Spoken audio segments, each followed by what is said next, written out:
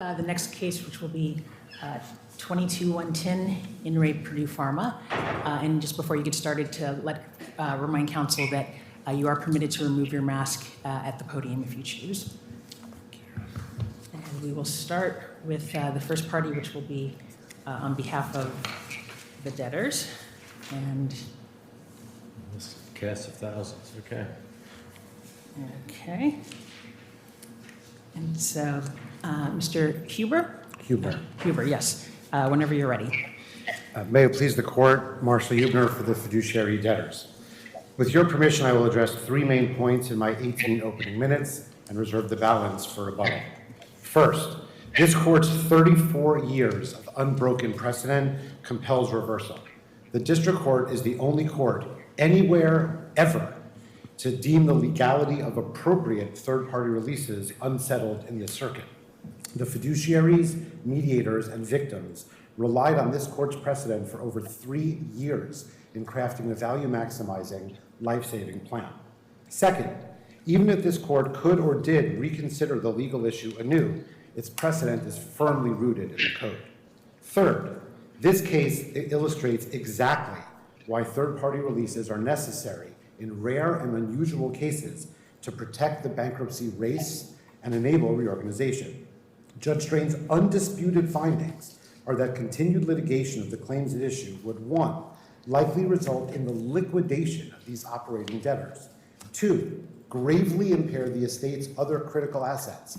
So it's the significance of the settlement that drives the scope of the bankruptcy judge's authority?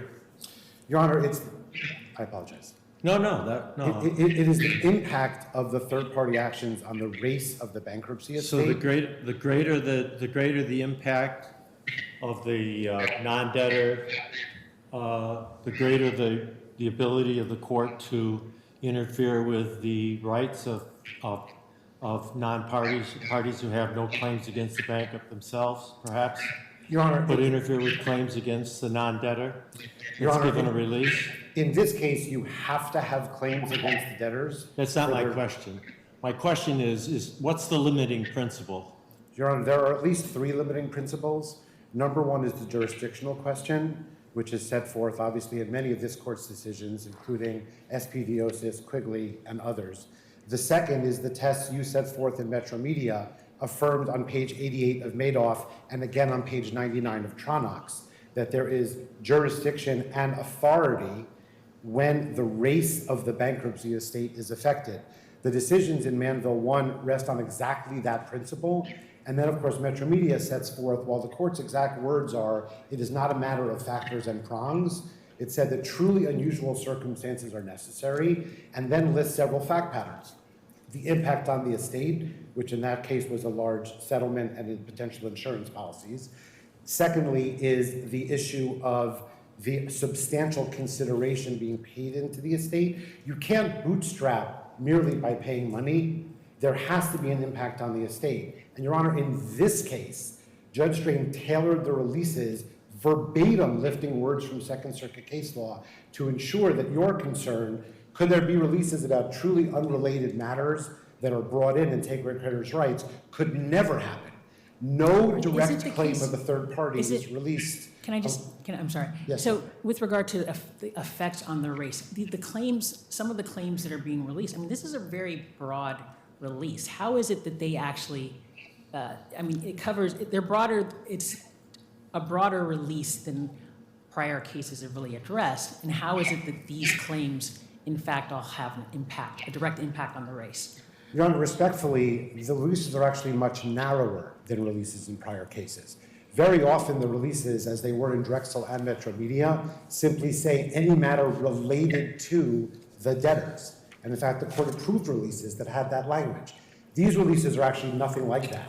The reason they're 2 pages long, if I can explain. But I'll let you explain, but in those prior cases, weren't those circumstances often where the claims were deemed to be derivative? No, not at all, Your Honor. In fact, let's take the example of Drexel. Drexel was securities fraud cases against officers and directors for which they paid in substantial sums to get releases for all claims, including fraud, in connection with the debtor's estate. Again, in our case, Your Honor, if you'll give me a minute, because it's so important. Drexel, Drexel's a class action where Judge Pollack pulled the class action pulled it in a district court. It's still within the context of bankruptcy, so you can't just say it's just a class action. I get that. But what happened in Drexel was that there were folks who had Boski litigants who had claims against with regard to breach of fiduciary duties or other perhaps securities fraud misrepresentations that may not have had claims necessarily against Drexel, but their claims, 850 of them there were in that class B. It was in that class. That's right. There was a fund that was created for them within the context of that class action. So Drexel's kind of a unique situation in that you had claims that may not necessarily have been against the estate and had some connection to activity by some of the junk bond purveyors, but ultimately that they were paid. By the way, my good friend Judge Jacobs is wrong in Metro Media to say that those claimants in Drexel weren't paid. They indeed were paid from the settlement fund B. So with all due respect to Metro Media, that's not correct in that regard, but that's to the side. Sir, And you stand on Metro Media. It's kind of a flimsy ship, isn't it? Judge Jacobs didn't express full-throated endorsement, did he? He said, well, we've done this before. He cites Drexel. Then he says, well, Drexel and the case that it relies on, which is the Fourth Circuit, relies upon Section 105. But geez, you'd think 105, all it says is just kind of general powers of the court. And then others rely on 524E, except that there's 524G, which gives specific recognition to the uniqueness of the asbestos matter. So, Your Honor, let me weave together, if I may, answers to all of those questions and do the best I can, because they actually all relate. And this case, I think, threads all those issues, in our view and in the view of the overwhelming number of victims, quite appropriately under Second Circuit precedent. First of all, Drexel had 3 sections. The second one was the Class Action Rule 23. Roman 3 was entirely separate, which was authority under the Bankruptcy Code. And exactly as here, and your point is exactly one I was going to make, as you'll hear from the PI victims in particular, there is a fund. It's billions of dollars big, and there are TDPs, and that's exactly where the claims are channeled, which is the exact architecture of the plan. Your Honor, to get to your question before I return to Metro Media, the releases are not broad. The reason they're 2 pages long is because they're narrower. First, you have to be a creditor against Purdue in order to have your third-party claim released at all. That's never been done in a case before, and it's designed to ensure that, as in Manville 1, 3, and 4, it has to actually be connected to the estate. And most importantly, among the other provisions, is number 4. Judge Drain imported sua sponte, the language from Quigley, that says that the debtor's conduct has to be the legal cause or a legally relevant factor, or else the claims are not released if they're owned by third parties. Your Honor, as to your question, I'm inclined to agree.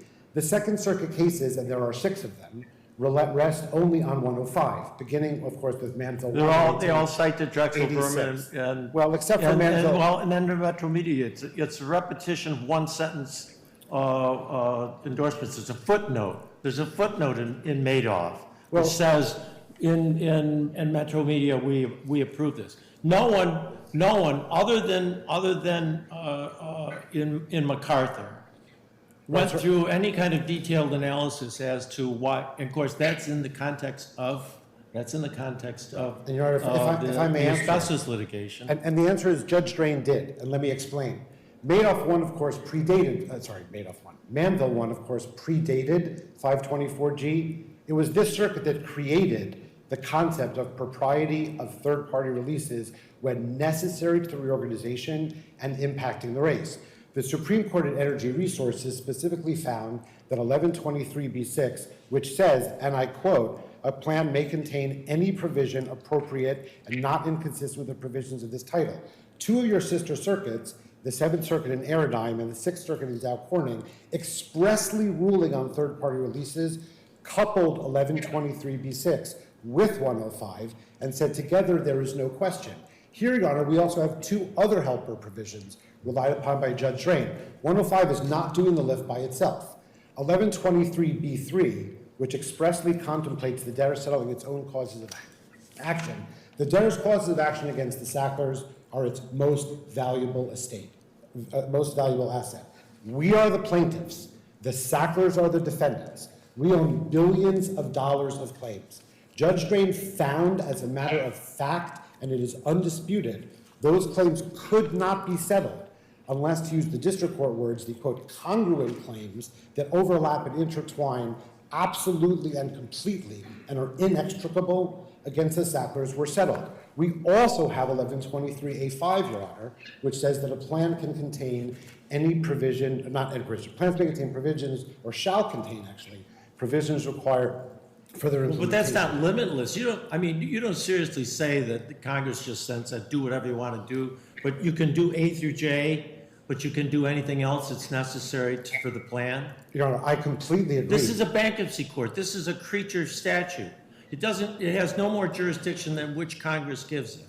Your Honor, that's correct. And So where's the phrase that says, and anything else the court thinks is necessary? So, Your Honor, if I may, let me separate out jurisdiction. And in fact, in Celotex, the Supreme Court, which this court picked up on in multiple decisions, including, of course, Manville 3 and 4, and obviously SPVosis and Quigley, which followed, expressly talk about the new code as being a fundamental change and far broader bankruptcy jurisdiction. But to be clear, Your Honor, with apologies, jurisdiction is actually not really on appeal.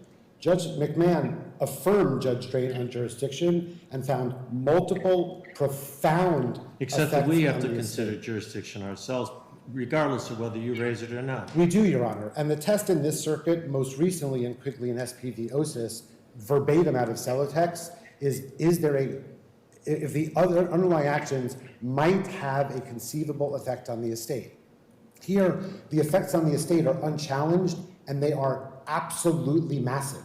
One, the destruction of the debtors themselves, who cannot survive if thousands of lawsuits about their own conduct continues. Two, what was found sufficient in Manville 1 and many other cases, the insurance policies. We share them with the Sacklers. And if these lawsuits all continue... Yeah, but that's curious because, when we had Manville, which went to the Supreme Court, we said that notwithstanding McCarthy, we said that those claims, those direct claims that came out of state statutory schemes against the insurance company, Travelers, were direct claims and based upon Travelers' own conduct, right? And what's curious about it is that when it went to the Supreme Court didn't say, oh, the Second Circuit was wrong because indeed the bankruptcy court had jurisdiction. It said, well, the notice was sufficient, and so therefore res judicata applies. We expressed no opinion as to whether the bankruptcy court That's had correct, jurisdiction. Your Honor. Be much neater if there was no jurisdiction, you would have thought that the Supreme Court would have told us that. Your Honor, your decision in Manville 3 was absolutely correct and supports the conclusion here. Let me explain why. I knew sooner or later I'd hear that today. And I'm going to give you Tronox as its companion. Manville 3 said, unless there's an effect on the race of the estate and the debtor's conduct is at issue, there is no jurisdiction. Here we have 100 pages of factual findings, undisputed, and no one disputes it, about the unbelievably terrible effect on the estate, nor is there any dispute that the debtor's conduct must be implicated because, Your Honor, as I answered your question, the very nature of the releases requires it. It's hardwired in.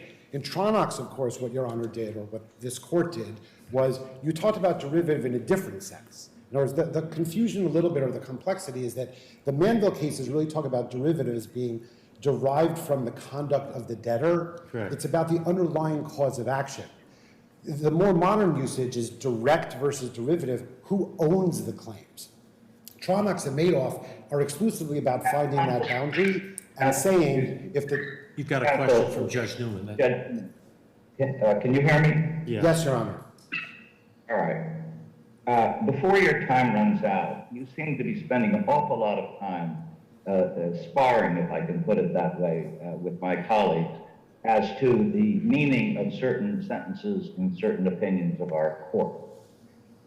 I take it your position doesn't depend on those sentences. It depends on the code. Is that correct?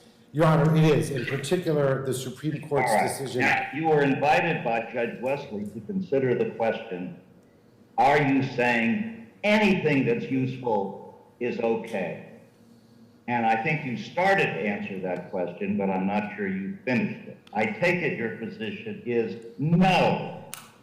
The code does not allow anything that's helpful. Your Honor, Right. that's exactly correct. 1123B6 contains two limiters, even when you leave aside. 1123G, B6, it says it may include any other appropriate provision not inconsistent with the applicable provisions of the code. So if the plan runs into an inconsistency with the code, the plan is no good, right? Absolutely, Your Honor. Okay, so I just invite you to focus on the code before you're done, rather than get tangled up in who said what in one sentence of one opinion. Absolutely, Your Honor. Let me address it directly right now. All of the alleged inconsistencies with the code are simply not there. And in fact, this court has ruled that they are not there in most of the instances. Alleged inconsistency number one is 524E, which merely states a truism. The debtor's discharge does not discharge another party for such debt. You discharge a debtor, not a debt. This court rejected the argument that 524E has any relevance to third-party releases in Manville 1, where it expressly said, quote, a release is not a discharge. It offers none of the umbrella protections of a discharge.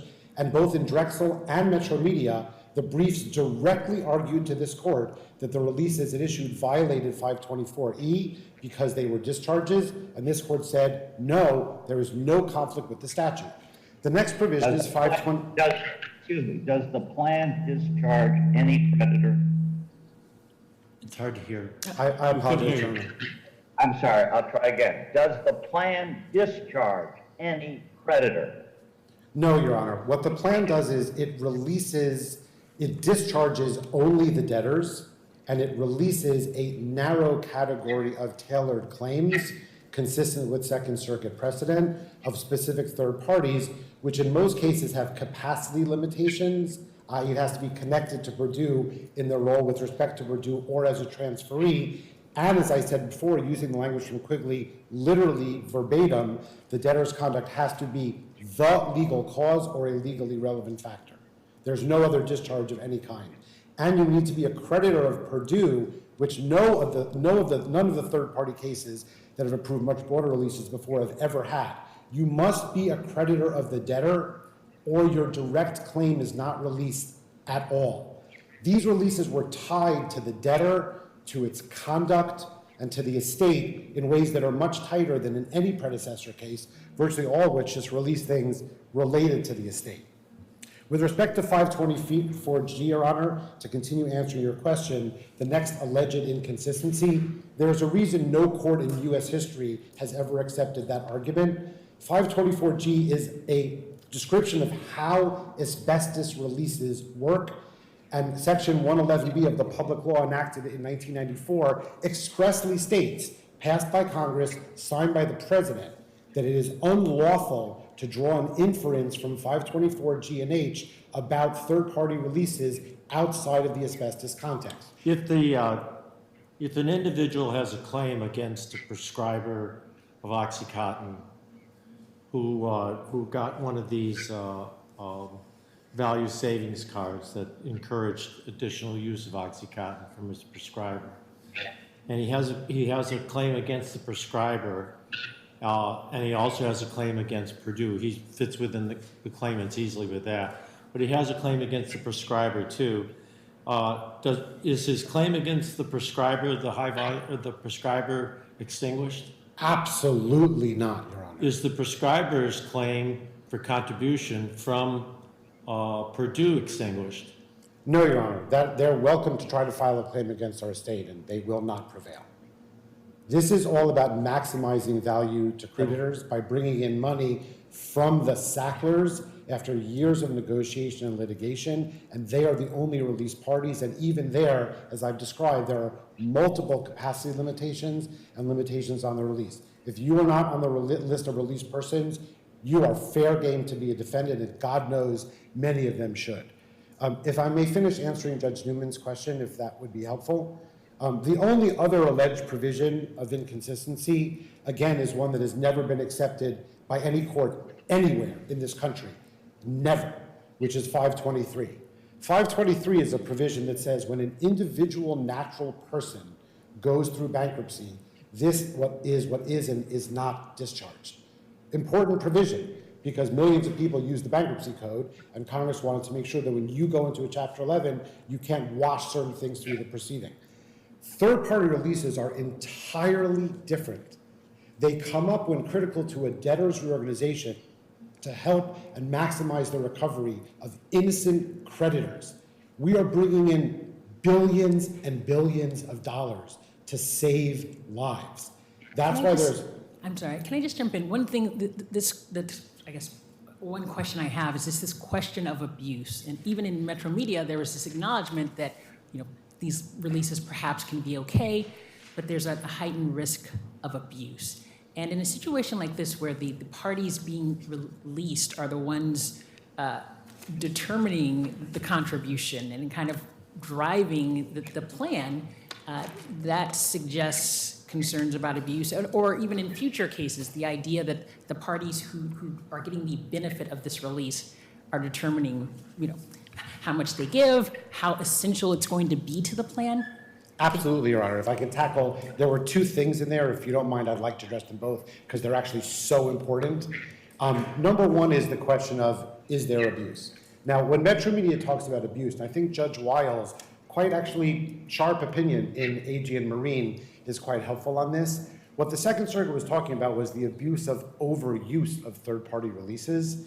And I think the courts need to be continuously vigilant that the many guardrails and requirements that this and other circuits have set forth are continuously monitored. Effect on the estate, jurisdiction, race, substantial contribution, etc. That really is what the court meant by abuse, which is, are they being overused? And we actually went back and looked at the 80 cases that we cited in our brief, all of them, because the government said that shows this is metastasized. What they didn't look at was how many of those cases have turned down third-party releases, which is more than half, about 55%, which means the courts are doing their job.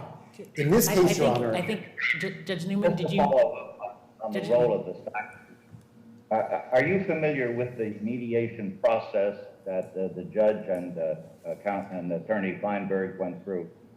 I am, Your Honor. I worked more than 12 hours a day on it for about a year. In that mediation, was the 4 billion, what is it, 4 billion point something? 4.325, Your Honor. Was that the Sackler's opening suggestion? So, Your Honor, I'm actually glad you raised me. Try to stay with the question. Was that their opening suggestion for their contribution? So, Your Honor, with apologies, mediation privilege actually governs certain aspects of the mediation, but I think it's fair to assume that it was not their opening bid at all. There was a $3 billion publicly announced settlement on the day we filed Chapter 11 that also included 90% of the upside of all their foreign companies, all of which had to be sold. Fair to assume that it was mediation judge and Counselor Feinberg who got the Sacklers up from their opening bid to 4.2 billion. Your Honor, there were two mediators, Judge Lane Phillips and Ken Feinberg, who spent 11 months full-time, all day, every day. I'm just asking, is it fair to infer that it was the pushing of the mediators that got the Sacklers up from whatever their opening bid was to the eventual 4.2 billion? So, Your Honor, the mediators were one aspect of helping ensure that a proper and fair deal was reached in this case, no question about it. But as the record makes clear, this was the creditors' plan, and the creditors' committee and 11 ad hoc groups of victims, this courtroom is full of them, litigated opposite the Sacklers. There were hundreds of millions of pages of discovery produced. I get all that, and I just don't know why. I mean, I'm giving you what I think is a softball question, which you're standing there and letting go right over the plate. Judge Lee was concerned that the Sacklers I think her word was determine the contribution. And what I'm suggesting to you and asking you to say, is it a fair inference that their opening bid was pushed up by the mediators? Your Honor, let me apologize for missing a pitch. What I was trying to convey, and I apologize, I obviously did it badly, is there were multiple rounds of mediation between both active judges and retired judges. Again, is it a fair inference that the mediators pushed the Sacklers up from their opening bid to 4.2? Now, either that's a fair inference or it's not. Your Honor, it is a fact that is set forth and described in the disclosure statement, which has an entire section of the history of negotiations. They then went up again after mediation before sitting Judge Chapman. So to the question, is it a fair inference? The answer is yes. Is that right? It is, Your Honor. Thank you. And Judge Lee, just to finish answering your question, because the question of abuse and control is a desperately important one, and I want to give you comfort. Judge Newman's point, which I clearly missed, for which I apologize, is that we had multiple rounds of mediation before sitting and former federal judges who oversaw more than a year of full-time mediation to ensure the fairness and integrity of the process. But the reason I was struggling for a minute is that's only one of the things that ensured the fairness and the integrity of the process, because we had virtually all 50 state attorneys general, an official committee of unsecured creditors, and 8 ad hoc victims groups engaged all day, every day in this case, over 300,000 hours of professional time poised opposite the Sacklers, which is why this plan has universal support. The only appellees are the U.S. government, which is carved out of the releases, cut its deals, and got paid by the Sacklers already. Careful. When you say the U.S. government, are you referring to the U.S. trustee? Your Honor, the U.S. trustee is not an economic party in interest. The Department of Justice But is... you just referred to the U.S. government. Is it your view the United States is against confirmation? Your Honor, the Department of Justice submitted a statement of interest before the district court that in essence took the same position as the U.S. trustee, which frankly many of us found, to say the least, shocking or confusing, given that their deal, pro-abatement and giving up almost all their recovery to state and local governments to save lives, is actually the cornerstone of the plan. They're throwing in $1.75 billion, aren't they? They are allowing $1.75 billion that is coming from the Sacklers in these very settlements that otherwise would come to them as a plan distribution to go out to communities in desperate need of funds to save lives via our historic abatement structure. The United States hadn't given up its 1.75 super priority claim, the plan would not be before us, would it? Well, Your Honor, we agreed to the $2 billion claim, which was done consensually in a settlement, in conjunction with a provision that they would give most of it back for abatement. That actually was the business deal, and we actually had to litigate to get that deal through because parties opposed it. It was a holistic deal where they were given a very large agreed claim, but then also agreed to give almost all of it back to save American lives and ameliorate the opioid crisis, because the debtors announced on the first day of the case, and this is also just desperately important to me, we will not do a plan where the money does not go to save American lives. And every creditor group in this case... So without the give back, there wouldn't be a plan. Is that right? It's going to happen. Well, I'm not sure, Your Honor, what deal we would have cut with the DOJ had the give back not been part of it. It was a holistic negotiation where the agreement to the allowed claims and the 1.75 give back were both aspects of a court-approved settlement agreement. Well, is it fair to say it's an integral part of the plan? Yes, Your Honor, it is. Now, let me ask you a question. An individual has a personal injury claim against the corporation for addiction, and they live in a state that allows a direct action which imposes personal liability on a director or officer. they make a claim with regard to the addiction to the trust, to the appropriate fund, one of the, what is it, 7 funds that you've created? All right, and what happens with regard to the direct action claim in those states where those claims are allowed? So those direct action claims are exactly what is channeled under the plan. That is in fact at the core of what the third party release is for. The Sacklers are paying in $5.5 to $6 billion, which is actually the money that is funding. It's The answer is the released, right? They're channeled, Your Honor, and as the TDPs make clear, both your claims against the Sacklers and your claims against Purdue are what constitute the basis for your recovery against the trust.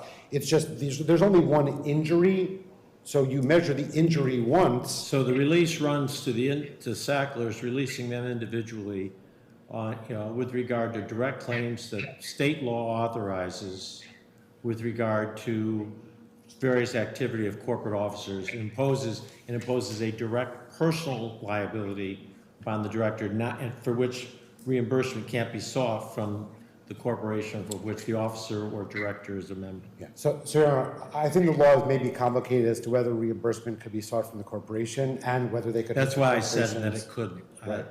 I think that actually varies by state law. I understand that, but that's why I asked you only about the ones that couldn't. Right. And so, Your Honor, I guess I would answer it like this. Getting back to our discussion about 10 minutes ago. You don't know the answer to that? I do know the answer. Your Oh, Honor. okay, good. The answer is that is exactly what's channeled. If the claims were owned by the company, we wouldn't need third-party releases. They'd Well, be any channel derivative. claim is then, the Sacklers are released from personal liability, right? Yes, Your Honor, that's the nature, that's the cornerstone of the settlement that all the victim groups supported, as well as all the state attorneys general, which is the Sacklers pay in to the estate, and the claims against both the Sacklers and the company are channeled to the TDPs, the trust distribution procedures. It's actually a lot like the insurance company in Manville, Interplete is sort of paying in the entire proceeds to the estate, and then claims that could be either against the company or against the insurance policy go through the channeling structures. I mean, Your Honor, it's actually. Well, there was one policy. There was a huge fight about a number of policies and layers of coverage, et cetera, et cetera. And Travelers and a number of the other carriers finally reached a global settlement and created this fund.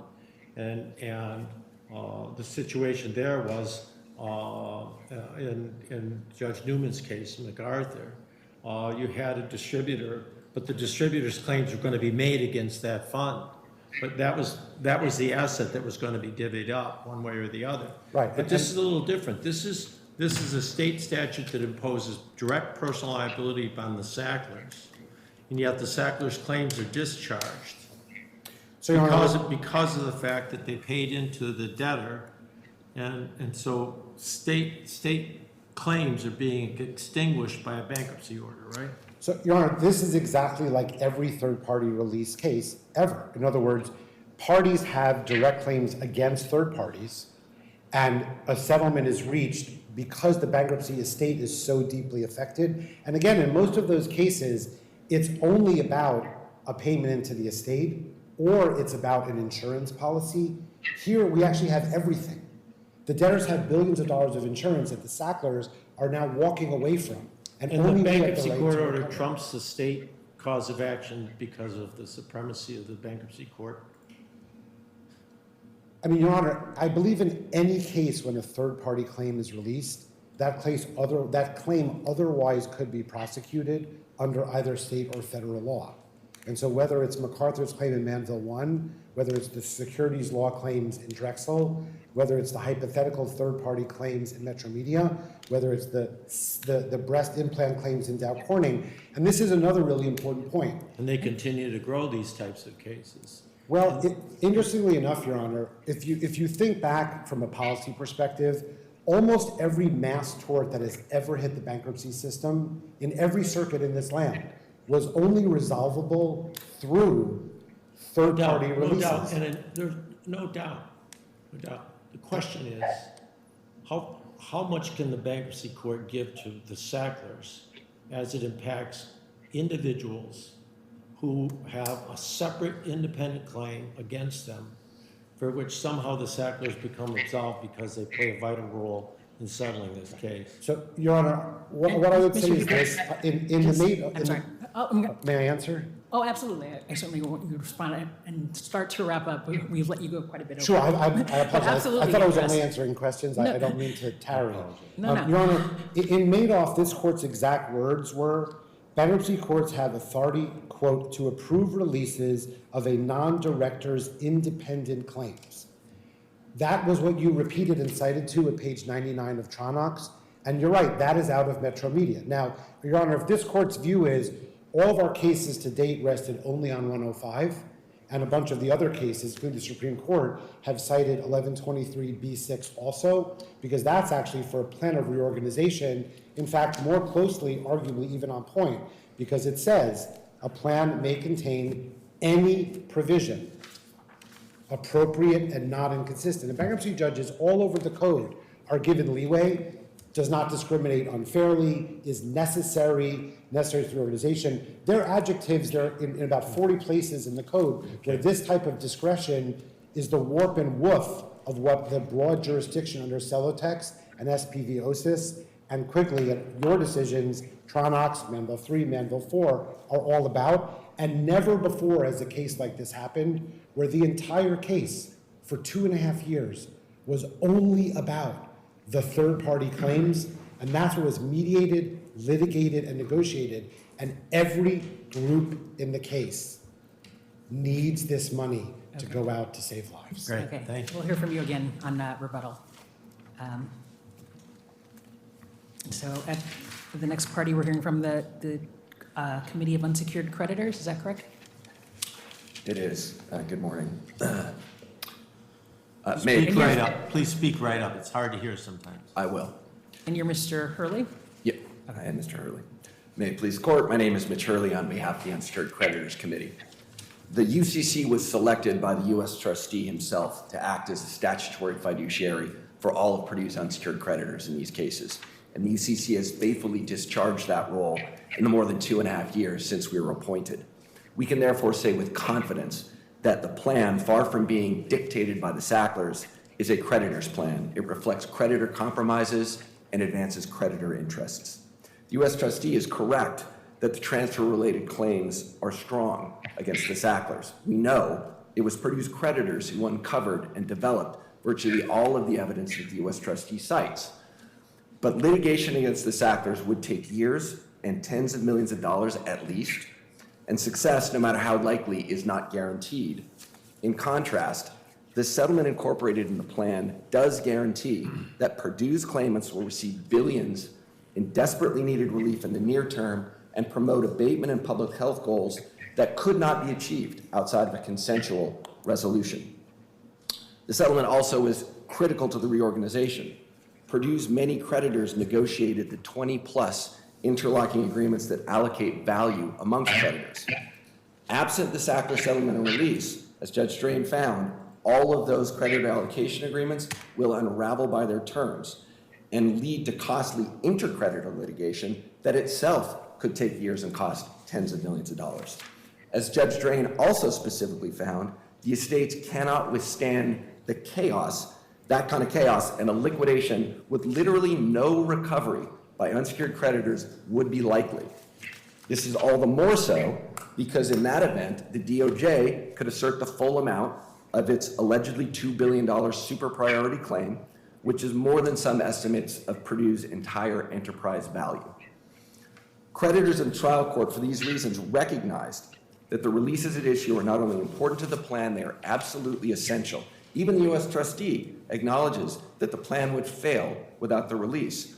And no party ever identified at the confirmation hearing or before the district court any alternative to the plan that could result in a successful reorganization. That's because there isn't one. Finally, it is estimated that an average of 200 people die every day as a result of the opioid crisis. Our plan ensures that billions in Purdue and Sackler assets will be used now to stem that tide and save and improve countless lives. No other outcome can achieve this result. It is that simple. We urge the court to reaffirm its holding in Metro Media, uphold the confirmation order, and let the creditors' plan proceed forthwith. Thank you, Thank Mr. you. Hurley. So next we'll hear from the Ad hoc Committee of Governmental and... May it please the court, my name is Roy Englert. I represent the Ad hoc Committee of Governmental and Other Contingent Litigation Claimants, which represents the interests of many states, municipalities, and tribes. After protracted negotiation and mediation, this plan received overwhelming creditor support. It will make billions of dollars available for opioid abatement. All of the voting states and territories have now consented to the plan and its third-party releases. 42 states voted to confirm it, and another 9 have now withdrawn their objections. Allocation negotiations among the states began in 2018 and continued for more than 2 years, resulting in a consensual split of abatement funds. The states and local governments then reached agreement on abatement metrics and mechanisms, an achievement Judge Grain called incredible. As the bankruptcy court also found, as fact, the entire race of the bankruptcy estate will likely be lost if this plan does not proceed, costing victims billions of dollars. I would like to turn to the text of the statute. Section 1123B6 provides that a plan may include any other appropriate provision not inconsistent with the applicable provisions of this title. It seems to me there are 3 operative words: any, applicable, and not inconsistent. Any means any.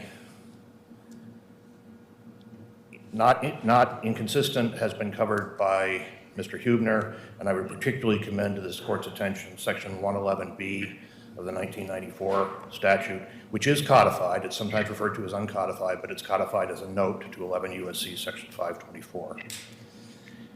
The word that does all the work is appropriate. And yes, this is a very broad permission to bankruptcy courts. Now, why shouldn't that worry the court? Let me say 2 things. One, there's an article by the great Judge Henry Friendly called Indiscretion About Discretion, which has been quoted by the Supreme Court of the United States. And Judge Friendly points out that Congress often gives courts very broad authority, but then it gets worked out by the common law method over time so that it is not abused. Why'd you bother with 524G then? 524G was meant to ratify this court's Manville decision. It was unnecessary. Under your theory, it's completely unnecessary. What did it do?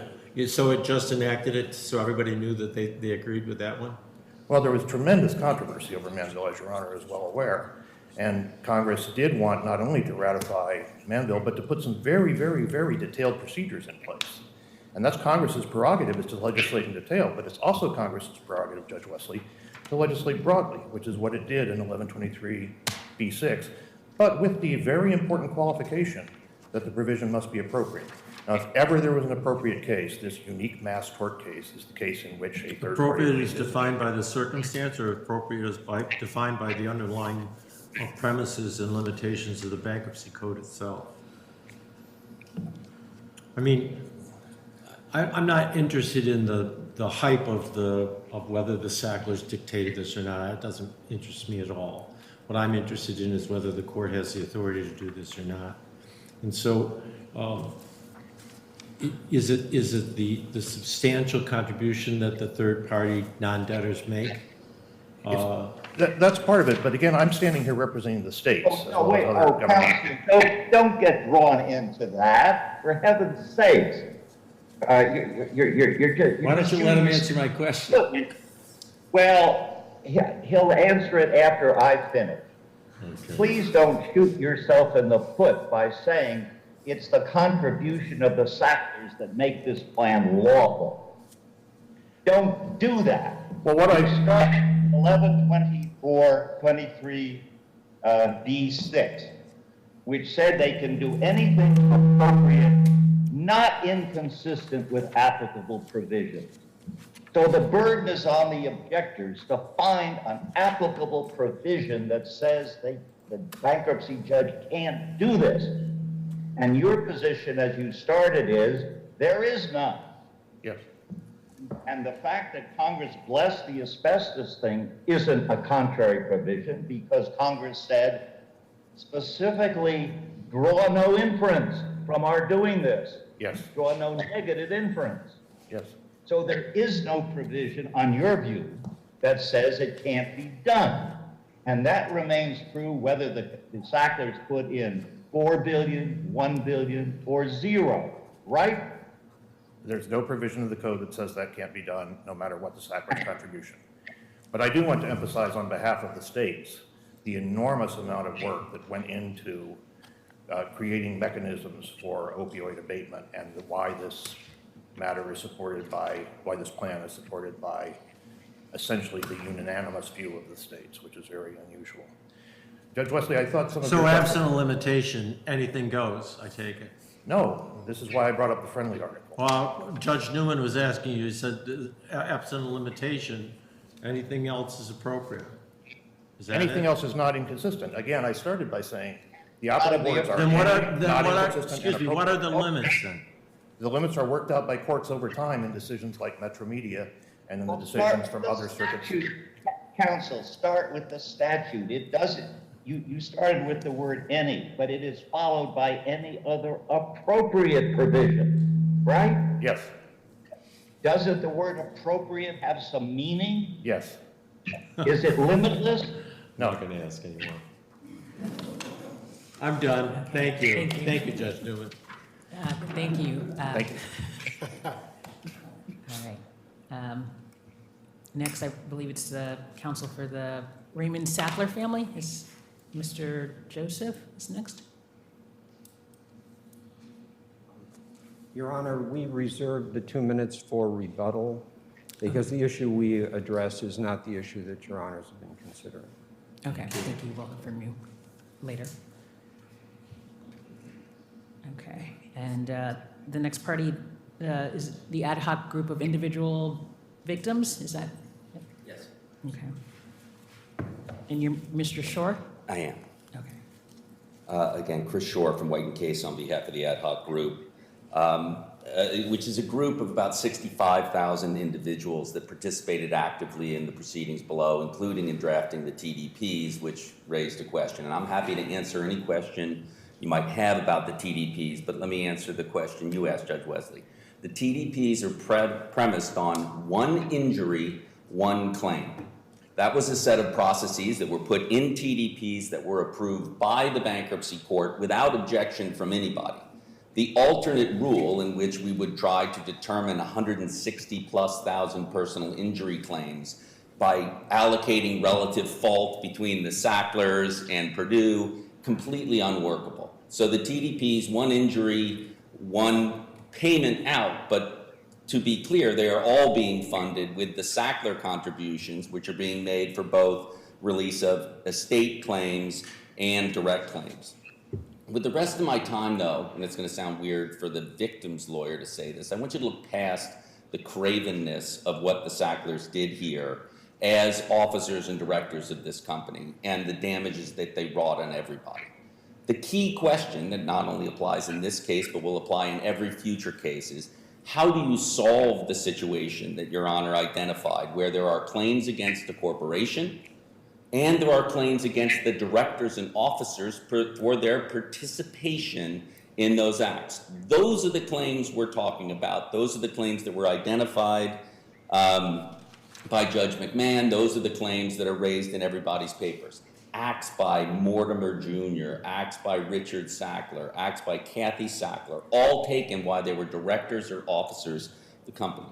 According to the appellants, in this case and in every case in this circuit, the only way you can ever solve that problem is taking one of three approaches. One, you have to get the consent of everybody who has a direct claim. There are 300,000 creditors in Purdue. There is no way to get them all to vote on a plan, much less agree to everything. Two, you can have the directors and officers file for bankruptcy. The U.S. trustee points out that's what can happen. You have your whole board and officer slate file for bankruptcy in a case in which you're accused of participating in a securities fraud. Or Well, three, that it's particularly acute in a closely held corporation, obviously. Absolutely. Okay, go ahead. and three, you litigate it to result. It leads to what I call an unmost bankruptcy-like result, in which the company continues to pay on D&O policies while that litigation goes on. The directors and officers get no comfort. There's no money funded to pay victims, and everybody loses. Is the injury the same being addiction as opposed to some other type of injury? Is that the nature of the reason for the one claim? Yes. Multiple theories Yes. against multiple parties, some of them non-debtors, many of them non-debtors, but it's one injury? One injury. In fact, in both the bankruptcy court and the district court, there were pleas to everybody involved. Please come forward and tell me about the claims you are concerned about that are being released. And what came forward were obvious estate claims. The Sacklers looted Purdue, walked away with all the money. Those are claims that the estate could settle without third-party releases. And what everything else that bubbled up and what Judge McMahon addressed specifically and what Your Honor raised today are claims against the D's and O's for actions they took in directing the company to distribute products into the stream of commerce and injure people.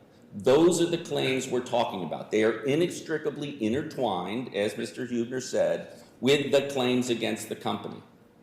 So, third-party releases are what to date has solved that problem. It allows the D's and O's to waive their claims and contribution claims against the company and kick in money. It channels the claims to insurance or a fund, and it releases the debtors from the ongoing indemnification claims.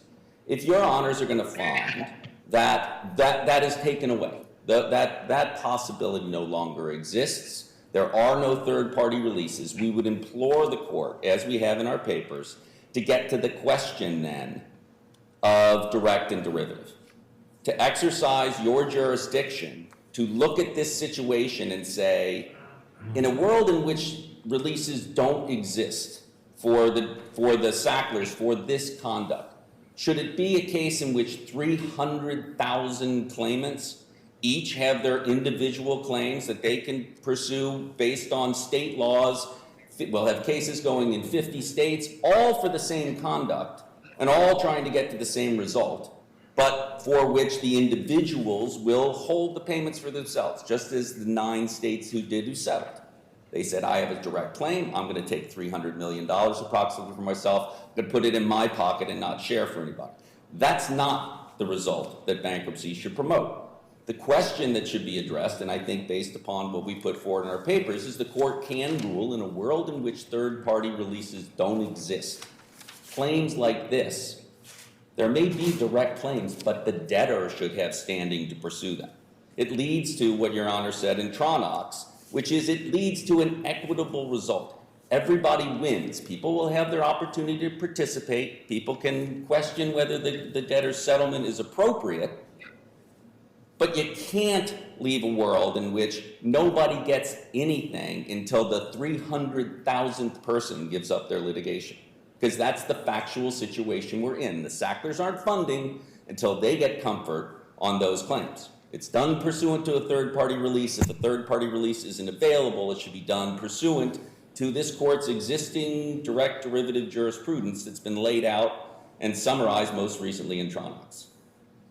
So unless you have any further questions, that's what we have. Thank you. We thank you for your time. Thank you.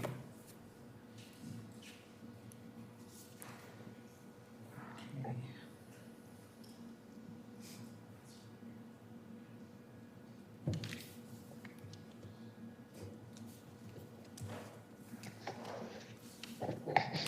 Good morning. May it please the court. I'm Jeffrey Leesemer of Kaplan and Drysdale for the Multi-State Governmental Entities Group, which represents the interests of over 1,000 local governments and tens of millions of their constituents. Local governmental entities are at the forefront of both opioid litigation and abatement efforts, and will be critically affected by resolution of the issues before this court today. First, 95% of the creditors casting ballots voted in favor of the plan containing the shareholder releases, whereas Section 524G, by comparison, only requires 75%. This overwhelming support shows that creditors believe that the plan containing the releases best serves their interests. Second, it's hard to imagine third-party releases more important and essential to a reorganization than these.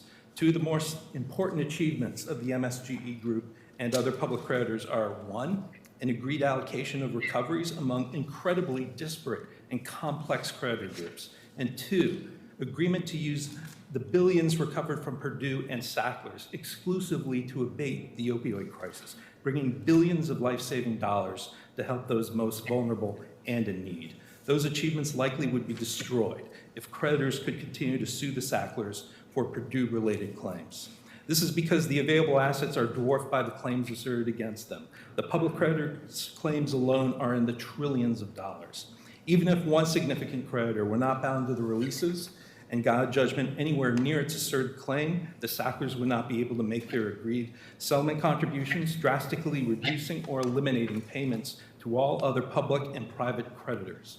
Thus, the releases are essential to protect the victims and creditors. Indeed, the trial court found at SPA 296 that the debtors would likely liquidate absent these releases, leaving victims with little or nothing. We ask that the confirmation order be affirmed. Thank you. Thank you.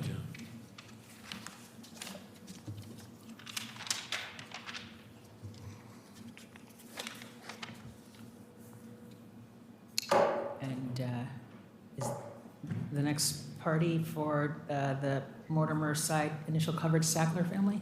Is that?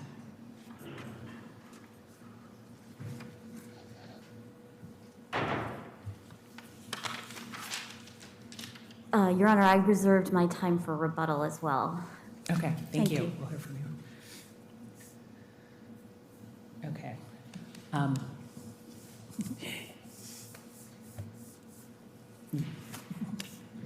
I'll let you introduce yourself.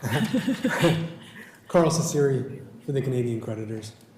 I'm going to be focusing my time on the issues that are unique to the Canadian creditors, but obviously they cross-cut on a lot of different things, including the court's power to... Speak right up. Yeah, the court's power to impose the releases.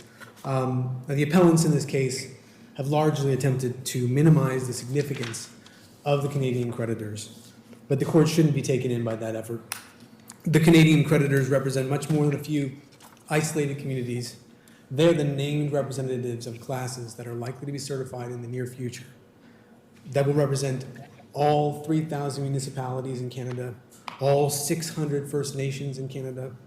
Can you I actually have one question? Your argument regarding sovereign immunity, how do the releases implicate that? This is not a foreign sovereign being brought into court or held liable. I'm confused by that argument. Well, it is an instance in which our property is being adjudicated, our rights in our property, that is, our rights and causes of action that we have against the Sacklers and other shareholder release parties are being adjudicated finally and extinguished. You're not being dragged into a U.S. court. You're not being held liable for something.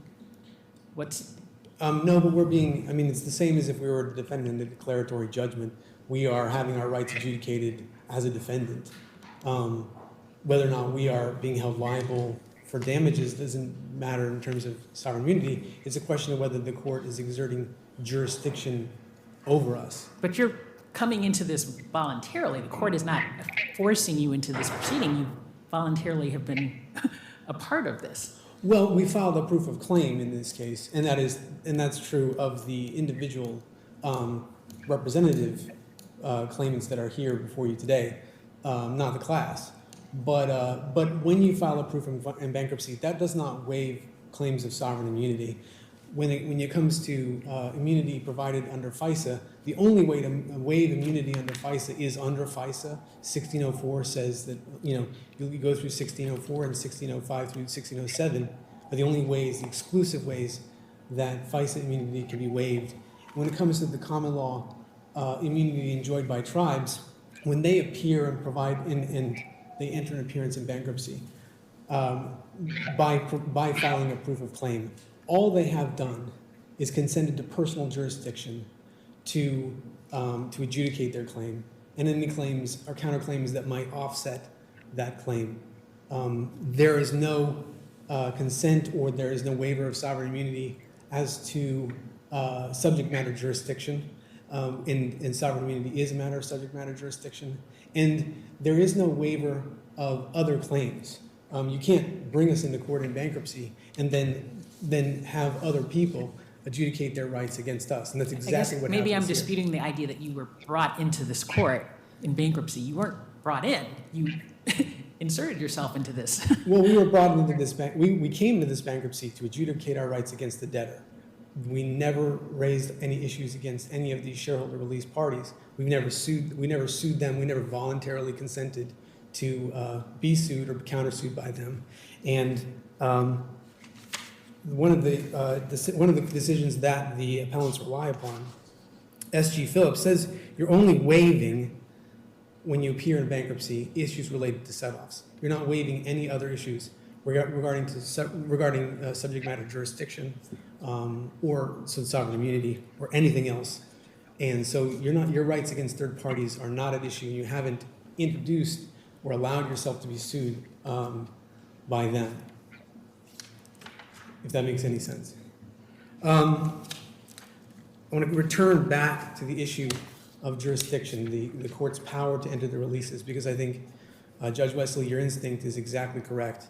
It's extremely problematic for these releases to be so broad because there's no contouring about jurisdiction. There certainly was probably jurisdiction to release some of these claims, but when you release all claims of all states without regard to whether or not there would be rights of contribution or indemnity by statute or anything else like that, you create a really big problem. And that's an especially bad problem for us because there's literally no connection to the estate at all from our claims.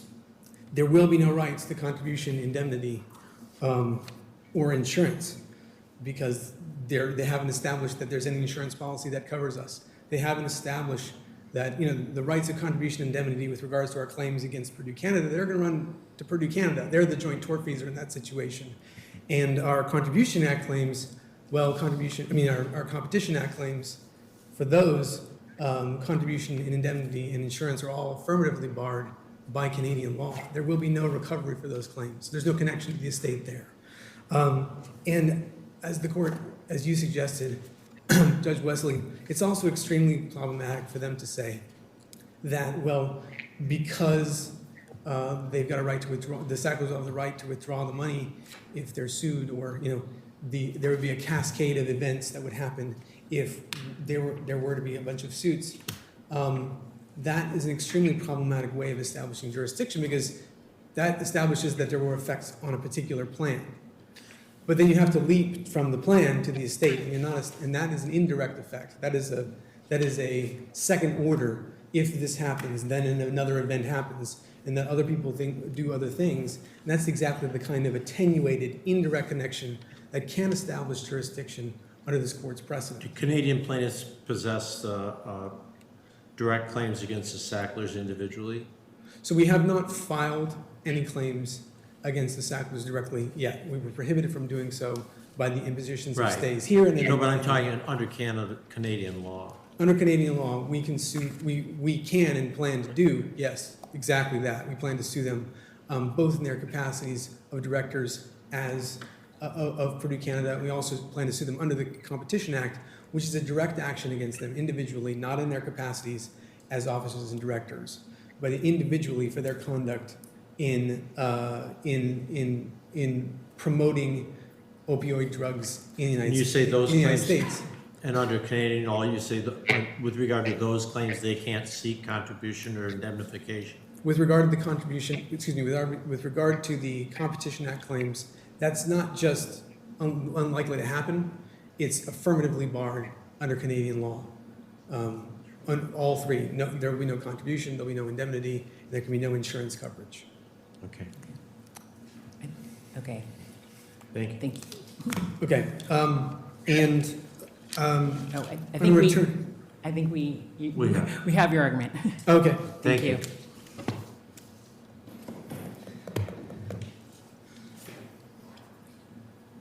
Okay. And we'll hear now from the trustee. Thank you very much, Your Honor. Mike Shee for the U.S. Trustee. I want to zoom out to focus on the appropriate framework for assessing the statutory question.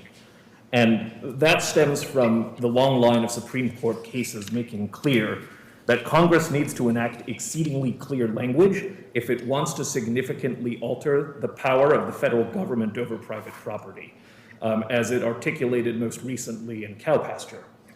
So under the plan proponent's view, the code authorizes bankruptcy courts to permanently extinguish causes of action, which are a species of property right, as the court made clear in Zimmerman Brush. But no provision of the bankruptcy code expressly authorizes bankruptcy courts to adopt releases of this sort, as the court indeed remarked in Metro Media. So constitutional avoidance requires that the code be construed to prohibit the result that the plan proponents are asking for. And that's a very easy way of assessing the statutory claims here. Now, the only response to this that I think the other side has come up with is not that avoidance doesn't apply, or it's not that constitutional issues aren't at least deeply implicated. It's that the bankruptcy code speaks clearly. And I think Judge Newman was getting at this in his colloquy about 1123b6. But the problem is the other side's interpretation of that statute just can't be reconciled with the way the Supreme Court has addressed these general provisions codifying bankruptcy courts' residual equitable authority, as the energy resources case on which the other side so heavily relies actually underscores. Energy resources makes clear that all of these statutes, whether it's 105, 1123, or whatever, all of these residual equitable powers derive from the traditional understanding that bankruptcy courts, as courts of equity, have broad authority to, quote, modify creditor-debtor relationships. And in assessing statutes of this type, the Supreme Court has repeatedly rejected the idea that the code's general authority provisions are able to accomplish a result that is antithetical not only to the text of the code, but to its structure, purposes, and history. Well, I think the other side's argument is that, in fact, this type of release would not be inconsistent with the code, and that it's not, in fact, inconsistent with any express provision of the code. So maybe you could speak to that specifically. I will, Your Honor. There's two parts to your question, and I want to get at them in reverse. So the first question is, how expressed does the inconsistency have to be? And the other side would have you believe that it needs to be expressly forbidden by the bankruptcy code for there to be an inconsistency, and that just can't be right under cases like Jevick, Law, and Radlax. So take Jevick, for example. That was about the priority ordering that the bankruptcy code sets forth. Now, those priority orders don't apply to this type of order called a structured dismissal.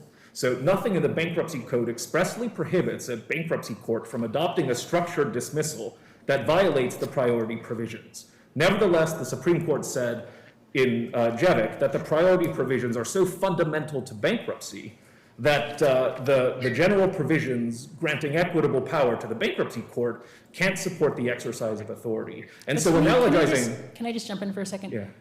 Because to me, the Jevick case is distinct from what's going on here.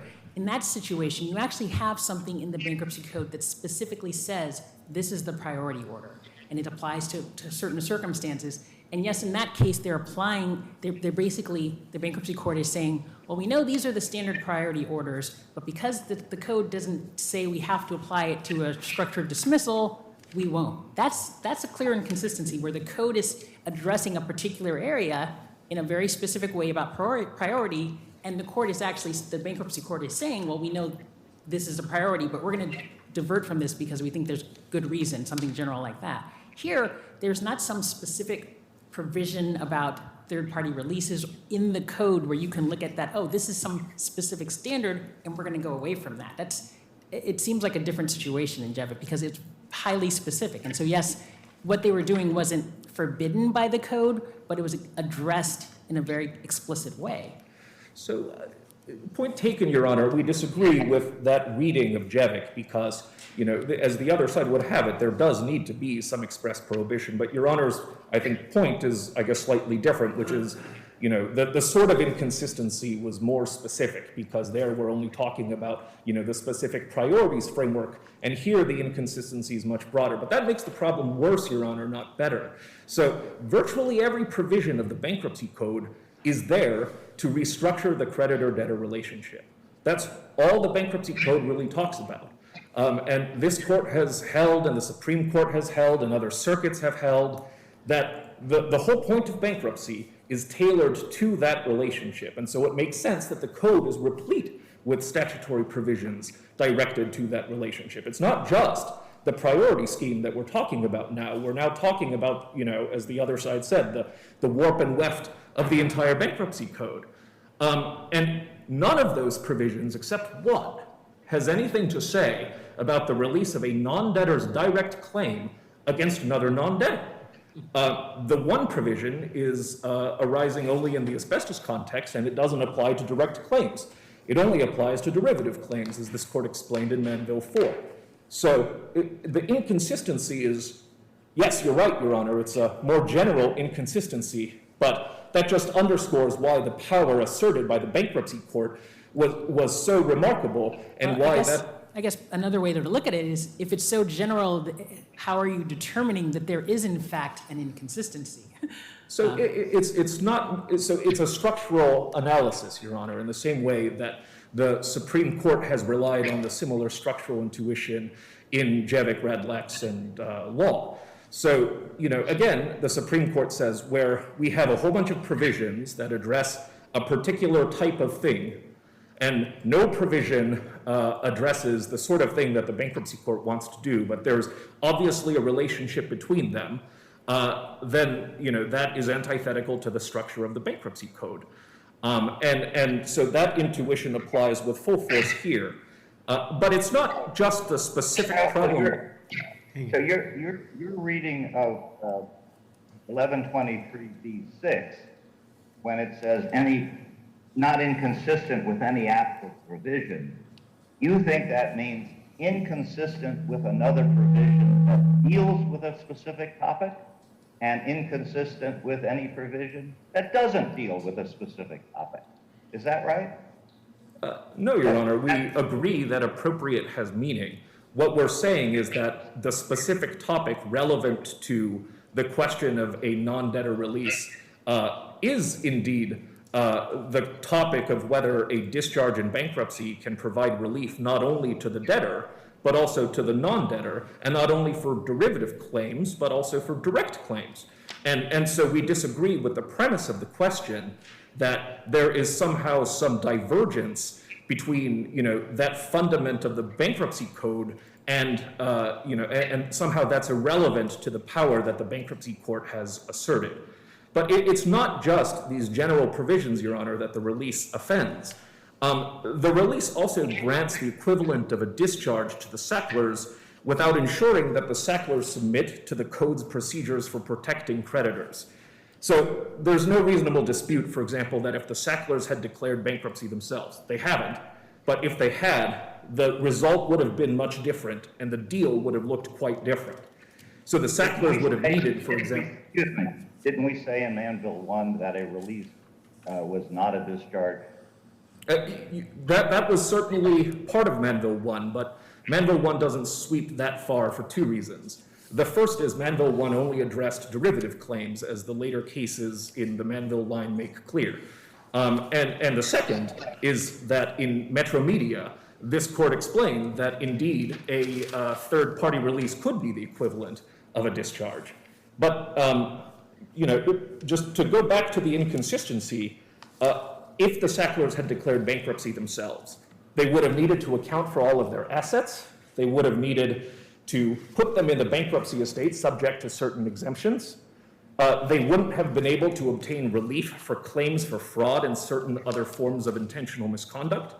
And the other side doesn't doubt anything you just said. No, they don't. They don't contest. If they go into bankruptcy, the bankruptcy laws apply to them as a discharge creditor. They don't dispute that. Their argument is this is not a discharge. And you say, in effect, it's a discharge, right? Yes, Your Honor. But that makes the problem worse. It's not a discharge, is it? It is the same relief that a discharge grants. All a discharge is not a magical term in bankruptcy. All a discharge means is that there's a permanent injunction on bringing a particular claim.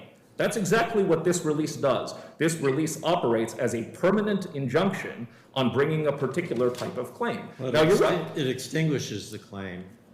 It permanently in the sense extinguishes the that claim. it's a permanent defense against. Exactly. And that's exactly what a discharge in bankruptcy does.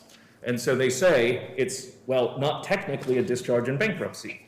That's true, Your Honors. But that just underscores why this is so weird to try to say is consistent with the bankruptcy code.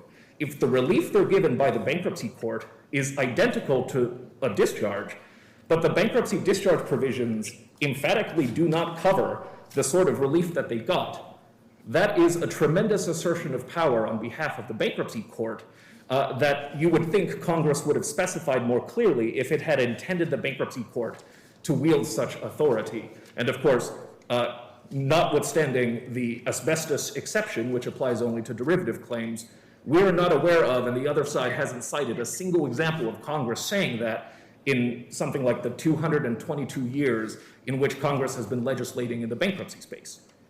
But, you know, to return to that point about the relief that the Sacklers could have gotten in individual bankruptcy, just illustrates why this case is on all fours with Javik and Radlaxon Law. By not declaring bankruptcy, the Sacklers didn't have to give up all of their assets, got broader release for claims for fraud than they would have gotten under bankruptcy, all under the umbra of bankruptcy. And that's the sort of assertion of authority by the bankruptcy court that evades specific restrictions on what a discharge could do that the Supreme Court found so problematic. Where in the language of the release do you find the release for fraud? Sorry? Where in the language of the release do you find the release for fraud? Fraudulent claims. So it's found in the definition of cause of action, Your Honor. And if you bear with me. I just want to make a note. Yeah, if you'll bear with me, let me find it in our brief.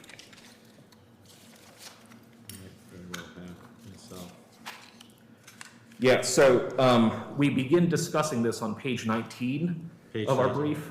Yeah, okay. And it continues on when we discuss the changes to the release on pages 21 through 23.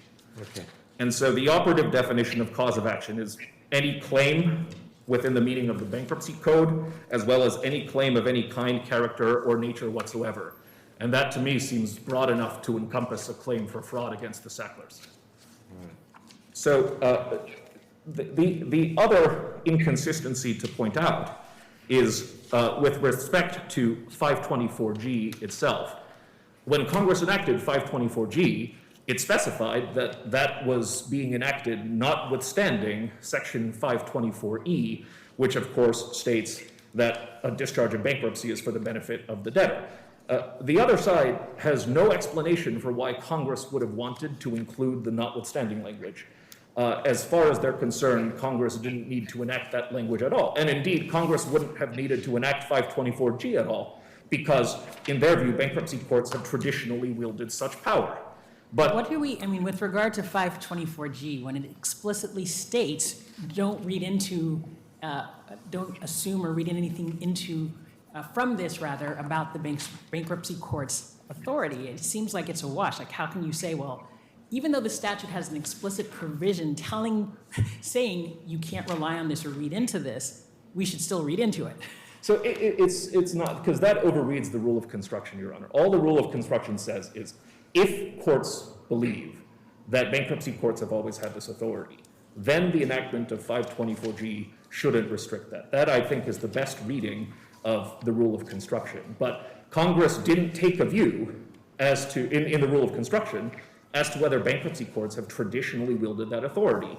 And although the other side relies on cases such as Katz that talk about the bankruptcy court's traditional authority at the time of the framing, they have notably failed to identify any framing era example of a bankruptcy court reaching out to terminate a non-debtor's direct claim against another non-debtor. And we're not aware of any example of such historical power being exercised under equity, which is another reason why, if a bankruptcy court is to exercise that power, one would expect Congress to have spoken quite clearly. And of course, as Metro Media itself recognized, there is no express provision of the bankruptcy code authorizing the release in question.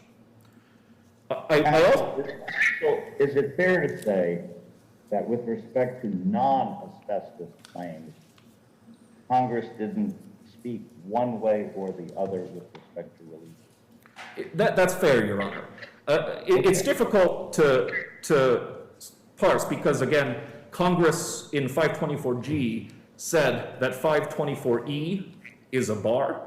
And so, we should credit what Congress said insofar as Congress relied on the notwithstanding language. If Congress hadn't thought of 524E as a bar, it's hard to understand why Congress would have put in the notwithstanding term. But, even if Your Honor is right that the Bankruptcy Code has nothing to say, the district court correctly held that the tie goes against the Bankruptcy Court's exercise of authority here, and that's true for two reasons. The first is, of course, the rule of construction that the Supreme Court articulated in cases like cow pasture that requires an exceptionally clear statement of congressional intent. And second, the fact that in Jevick, the Supreme Court said to the extent that the Bankruptcy Court wants to assert a power that is inconsistent with the structure, purposes, or text of the Bankruptcy Code, there needs to be much more than congressional silence. So the fact that's the whole issue, though, whether or not, in fact, this is inconsistent with the Bankruptcy Code. And we know that there's no explicit provisions addressing that. That's the whole sort of issue here. So, Your Honor, if you don't think that there's any inconsistency with the Bankruptcy Code, then of course this difficulty that's going to be hard for us to overcome. Right, but I guess what I'm saying is point me to the thing that shows there's an inconsistency. So if you haven't agreed that the inconsistencies that we've identified here are not inconsistencies, right, then Your Honor has a very specific understanding of inconsistency that just can't be squared with how that is used in normal parlance. Because inconsistency doesn't mean inconsistent with just the express terms of a statute. Imagine a plain language example. A library says members can only borrow books for 2 weeks, and that's all. And then so a non-member marches in and says, well, I'm not a member, so I can borrow books for as long as I want. I think everybody would go, well, that's a little bit weird, notwithstanding the fact that the rule for the library doesn't have anything to do with what non-members can or can't do. And so that's analogous to the sort of inconsistency that's present here, where a non-debtor says, I can get the benefit of a discharge, and the bankruptcy gets to grant me the equivalent of a discharge, a permanent injunction, as Judge Wesley has pointed out. But I don't need to comply with any of the rules of the Bankruptcy Code, and I don't need to contribute all of my assets. And by the way, the permanent injunction that I'm getting is broader than the permanent injunction I would have been entitled to had I declared bankruptcy myself. That's the fundamental inconsistency here, and the fact that it's not just with limited provisions, such as the priority scheme, makes the problem worse and not better, Your Honor. And so, to the extent that... Is it your position that there cannot be a lawful release of the sort in this case unless Congress explicitly authorizes such a release? Yes. That's your position? Our position is that if Congress has not expressly authorized the release of a direct claim of a non-debtor against another non-debtor, then a bankruptcy court lacks authority to adopt a plan that contains a release of that sort. An express congressional enactment such as 524G, except applicable to direct claims and not just derivative claims, that's the sort of thing that would be required before a bankruptcy court or any court could exercise authority in bankruptcy to do something like that. And the due process... Go ahead. No, Your Honor, I did not mean to interrupt. He's letting it go. I thought Judge Lee had a question. No? Am I wrong? No. Okay. It's very hard to hear you, Judge Newman. Okay, I'll try to do better. Not sure counsel wants me to, but I'll be glad to try. One more practice. I'll try to get the volume up. What, in your view, will happen to the existing and potential plaintiffs if the plan is not confirmed? So I'm glad for the opportunity to address that, Your Honor, and I want to make something very, very clear. The U.S. trustee fully recognizes the pain and suffering that the opioid crisis has caused. And the U.S. trustee agrees with the district court that the proposed plan with these contours could provide a lot of things that are very good to a lot of people. But those don't bear on the core legal question, which is whether the release is constitutionally sound or statutorily authorized.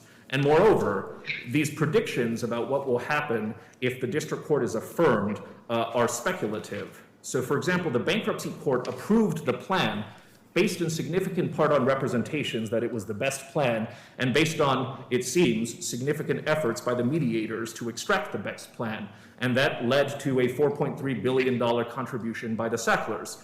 But once the district court vacated the plan, the Sacklers agreed to contribute an additional like 1-point-something billion more, which was not on the table until the plan was vacated. So these suggestions that everything is going to fall apart are a little hard to credit. But even if the Sacklers decide to take their proverbial ball and go home, that doesn't mean that no plan can be confirmed. So for example, the estate has billions of dollars in fraudulent conveyance claims against the Sacklers that presumably the estate could pursue if it chose. The states and plaintiffs could recover from the various lawsuits against the Sacklers that the bankruptcy court put on ice. And more people could file lawsuits, such as presumably the Canadian municipalities, whose ability to file lawsuits has been pretermitted by the injunction that the bankruptcy court put in place. And to the extent that... Where would they sue the Sacklers? I don't know, Your Honor. You'll have to ask the Canadians about that. But the point is, to the extent that the Sacklers protest... The claim is their money is in the bailiwick of Jersey. That's right, Your Honor. But these representations about the value of the claims are also a little bit hard to credit. So at the confirmation hearing, the debtors specifically said that the merits of the district court's, of the direct claims against the Sacklers and the other released parties were irrelevant. I think one illustrative statement is on page 806 of the SPA, where they said, we chose the train that we're riding, and the train we're riding is not the merits. At the bankruptcy hearing, they never analyzed the value of the claims. They never retained any experts to value the claims. They didn't invite or receive any presentations from potential plaintiffs with such claims. So it's hard now to say, well, the claims are essentially worthless. And they also emphasize how successful the Sacklers have been, as Your Honor has said, at shielding their assets from recovery. But that's also difficult to square with the Sacklers' own behavior, where they agreed to pay $1 billion more to get these releases after the release was vacated to try to make this lawsuit go away. So it's difficult to understand how, in light of the absence of anything in the record about the value of these direct claims against the Sacklers, and in light of the Sacklers' willingness to pay an extra $1 billion just to get the release to try to make the lawsuit go away, that the fact that some of their assets may make the Sacklers hard to collect against makes the claims that the non-debtors have against the Sacklers worthless. But your view is that that doesn't, I'm sorry, I just was going to say, but your view is that that doesn't really, even if the Sacklers were putting in $10 billion, your view is still that these releases are bad and the deal can't go through. That's right, Your Honor. But I understood Judge Newman's question to be focusing on the equitable components of this. And the sole point... What claims against the Sacklers could be released, and only the claims held by the estate? So the claims that are not, the releases that are not at issue here, Your Honor, are the derivative releases. So releases of the sort that were approved in Manville 1, such as against the proceeds of an insurance policy that was basically property of the estate. The trustee has not contested the propriety of that sort of release, and we don't understand any of the objectors to be focused on that either. So that would certainly still survive an affirmance of the district court's holding. But the sort of thing that can't be released is exactly the sort of claims... Indemnification claims they might hold against the debtors should they themselves as corporate directors be cast into liability where they have the right to indemnification? Who is bringing... The Sacklers.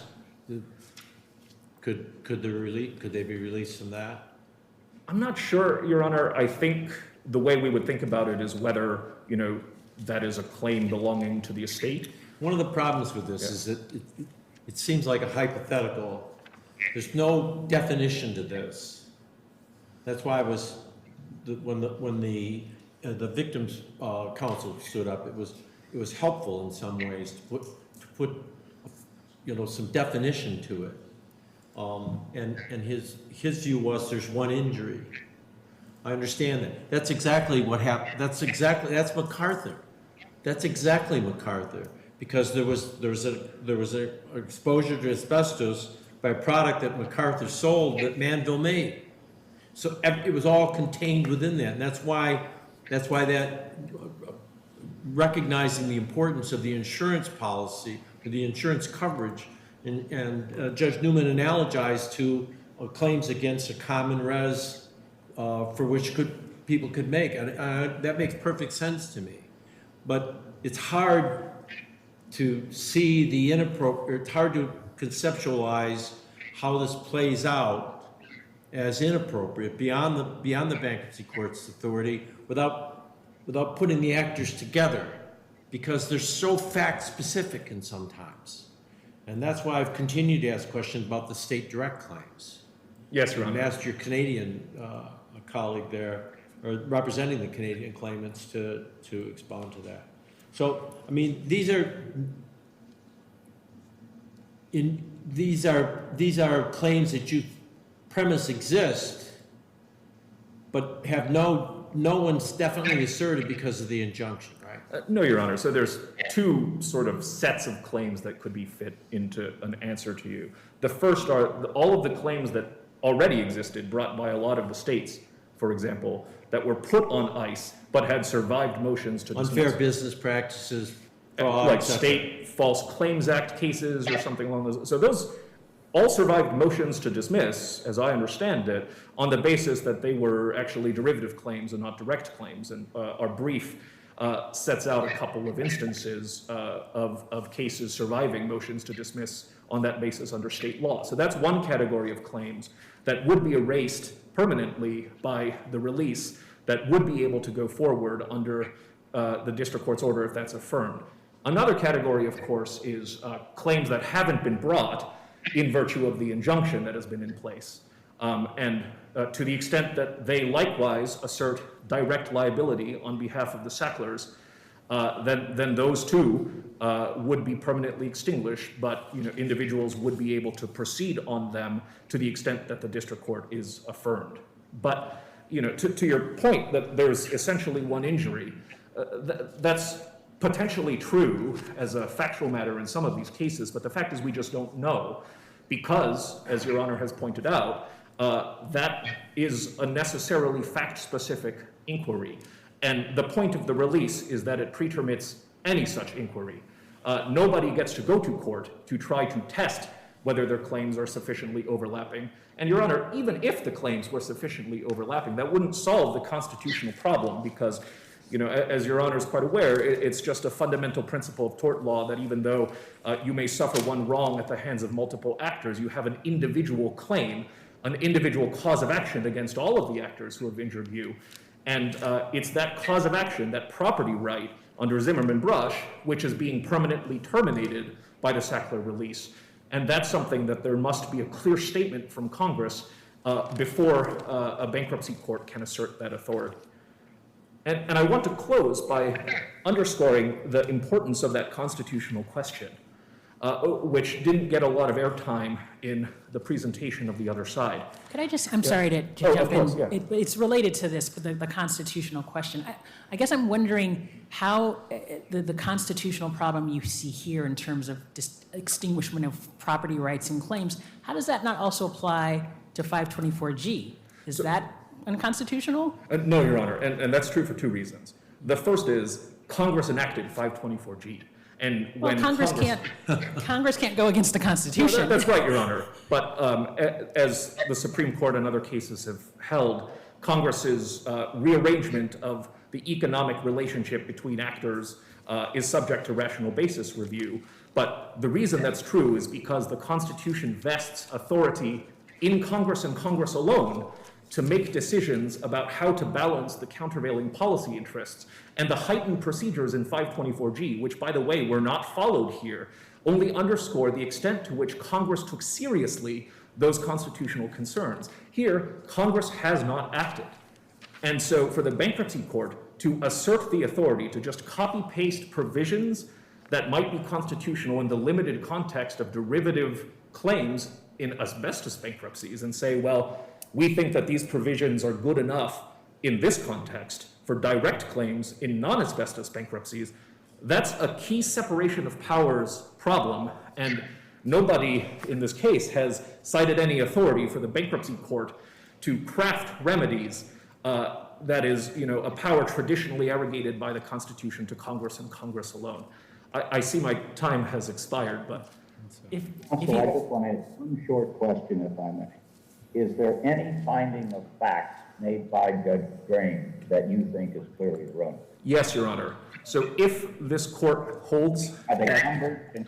Can you do it by numbering to save us time? I'm sorry, Your Honor, I couldn't hear the second part of that. Could you identify them by their numbers just to save us time? Oh, I'm sorry, not off the top of my head, but I can tell you the categories. The first are Judge Drain's findings with respect to the Metro Media standard. So to the extent that the court believes that the Metro Media standard controls, which it does not, Judge Drain made certain findings that we disagree. The interpreted Metro Media? Oh, no. Judge Drain said Metro Media adopted factors that a judge must find for a release to be approved. We disagree with that reading of Metro Media, but to the extent that this court agrees with Judge Drain that Metro Media controls, those findings are clearly erroneous for the reasons we set forth in our brief. Moreover, we disagree with Judge Drain's findings with respect to the constitutional issues. Judge Drain found, for example, that notice was sufficient, but for the reasons set forth in our brief, the fact that the notice may have gone out to a lot of people does not mean that the quality of notice was sufficient to put those people on notice of what this plan was going to do. What it said as opposed to who saw it. Absolutely, Your Honor. Right. And so there are a number of other factual disputes that we raise in our brief related to, for example, the necessity of the release to the plan and so on. So please don't take the response from the podium as being the exclusive source of the disputes that we have with the findings of fact from the district court, from the bankruptcy court rather. But the point is there are several important disputes that the trustee has set forth with the reasoning of the district court's findings of fact. Okay. all right, if there are no other questions, thank you, Mr. Shi. Thank you very much. Thank you, Mr. Shi. And I believe now we're ready for rebuttal from Mr. Huebner. Your Honor, Your Honors, one side of the Sackler, before I begin, just procedurally, sorry, I apologize. One side of the Sacklers has ceded their 2 minutes to me. They don't intend to speak, but I think the other has not. So I think if it's okay, I have 6 minutes. If that's okay with the court. Okay, that's fine. Yes, thank you. Your Honor, we just heard a great many things from the U.S. government that are extremely surprising, to say the least. I think most importantly, a lot of the argument you just heard assumes that 34 years of Second Circuit precedent is either illegal or unconstitutional, and that the majority of circuits in this country have been violating both the law and the Constitution for decades, none of which is true. Just Rusty, to answer your first question, why was 524G needed? There's a very precise answer. The managing trustee of the Johns Manville Personal Injury Trust went to Congress and said, for every dollar the stock price goes up, the trust gets another $100 million.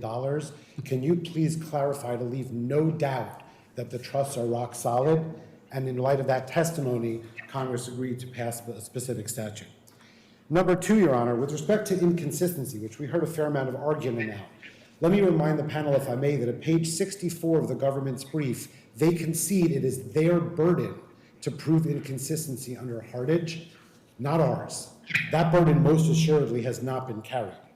In response to many questions from this panel, they retreated, again admitting time and time again that they actually could find no inconsistent provisions, but that it was a gestalt. So let's first talk about what the cases actually say.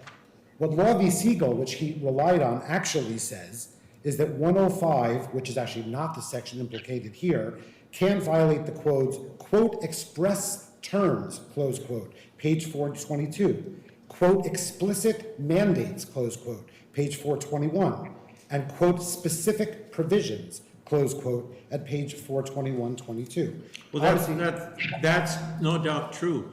but it also can't violate the due process clause of the Constitution of the United States. Your Honor, I agree completely, and Okay. with that, let me turn to JEVIC and Energy Resources. What JEVIC said was that the structured dismissal there, which was a permanent final disposition of the debtor's assets in radical violation of the priority concept of the code, violated the code's, quote, first principle and most important and famous rule, close quote, and violated the procedures, quote, specified by the code. JEVIC v. Siegel and Law v. Siegel and JEVIC support our side entirely. Your Honor, with respect to sovereign immunity for the Canadians, we'll largely rest on our papers, except to say 4 very quick things. Number 1, their class is uncertified. They represent less than 1% of the population of Canada. Number 2, we settled with all of the provinces of Canada and did a huge carve-out of all Canadian claims, and everyone else in Canada, including provinces representing the entire population, was satisfied. 3, in response to your questions, Your Honor, there was no answer. Section 106 for 18 years has been found by every court to ever have reached the issue to trump the Foreign Sovereign Immunities Act, and as he admitted upon questioning, but not quite, this court's own decision in Philip Constructors expressly says, you file a claim, you, quote, necessarily submit to the bankruptcy court's equitable power. That's at page 707. To hear him represent to this panel that their claims are unrelated to the debtors is completely shocking, given what his brief actually says. And I quote at page 62, the claims are, quote, based in part on allegations that the Sacklers acted through the debtors, using them as an instrumentality to commit Canadian fraud. Simply stated, they retain all their claims against Purdue Canada, just like everyone in Canada does. The only thing that is released are claims that relate to the debtors. Your Honor, with respect to the arguments made by the U.S. trustee, let me tick them down very quickly. Number 1, the authority to modify debtor-creditor relationships expressly lauded in Energy Resources, sometimes in rare cases requires the resolution of third-party claims that are inextricably intertwined. That is not intuition. Those are the findings of fact of a trial court that heard 41 witnesses. And it's actually pretty amazing to hear the appellate expert from the DOJ testifying to this court about what he believes will happen. I'm not sure where the belief is from, because we had a trial. And here's what the undisputed findings of fact of the trial court were. The debtors would likely liquidate. Unsecured creditors would likely receive nothing instead of more than $6 billion, and insurance and indemnity claims would be massive. To hear him say, here's what we dispute factually, is unbelievable. The district court said in the middle of the appeal, the facts in this case are totally undisputed. Does anyone disagree? She actually said it twice, and there was no response. Connecticut was up at the podium at the time, which is why the district court opined in her opinion at page 81, footnote 54, no one has challenged any of the findings of fact. He wasn't there, and it's not true. She also said it on page 6. The bankruptcy court's facts are, quote, essentially unchallenged. That's not the trial court, that's the district court. Your Honor, on to some of the other questions that were asked. There is no inconsistency. You asked and asked and asked.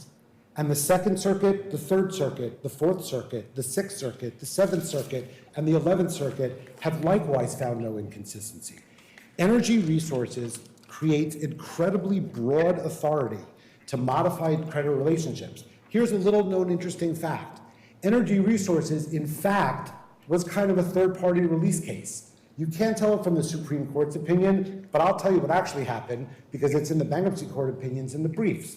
The officers and directors, the debtors wanted to settle with them, and they said pay money into the estate and facilitate the reorganization.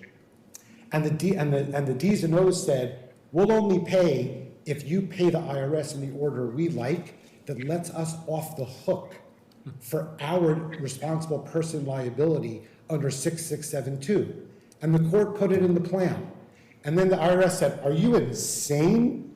You're going to order the IRS over its objection in what order to apply the debtor's tax payments to benefit officers and directors who paid money into a bankruptcy estate?